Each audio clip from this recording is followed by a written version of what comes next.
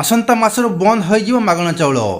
ଇ KYC କରିନଥିଲେ ଆସନ୍ତା ମାସରୁ ବନ୍ଦ ହୋଇଯିବ ଚାଉଳ। କେନ୍ଦ୍ର ସରକାର ଇ କେୱାଇସି ପ୍ରକ୍ରିୟା ବନ୍ଦ କରିଦେଇଛନ୍ତି ବୋଲି କହିଛନ୍ତି ଖାଦ୍ୟ ଯୋଗାଣ ଓ ଖାଉଟି କଲ୍ୟାଣ ମନ୍ତ୍ରୀ କୃଷ୍ଣଚନ୍ଦ୍ର ପାତ୍ର। ସେ ଆହୁରି ମଧ୍ୟ କହିଛନ୍ତି ଯେ ବର୍ତ୍ତମାନ ସୁଦ୍ଧା ରାଜ୍ୟରେ 15,67,000 ହିତାଧିକାରୀ ଇ କେୱାଇସି କରିନାହାନ୍ତି। ଏବେ ଆଉ ସମୟ ନାହିଁ। ଏବେ ବି କେୱାଇସି କରିନଥିବା ଲୋକଙ୍କ ଚାଉଳ ପଠାଯାଇଛି, ତାକୁ ଖୁବ୍ ଶୀଘ୍ର ବନ୍ଦ କରିଦିଆଯିବ। ଯେଉଁମାନେ ଇ କେୱାଇସି କରିନାହାନ୍ତି ସେମାନଙ୍କ ପାଇଁ ଚାଉଳ ଯିବ ନାହିଁ। ତେଣୁ ଆଗାମୀ ଦିନରେ ଯଦି କେନ୍ଦ୍ର ସରକାର ସମୟ ବଢ଼ାଇବେ ତେବେ ଆମେ ମଧ୍ୟ ବଢ଼ାଇବୁ। ଯଦି କିଏ ରହିଯାଇଥିବେ ତେବେ ସେମାନଙ୍କୁ ଲିଖିତ ଭାବରେ ଦେବାକୁ ପଡ଼ିବ।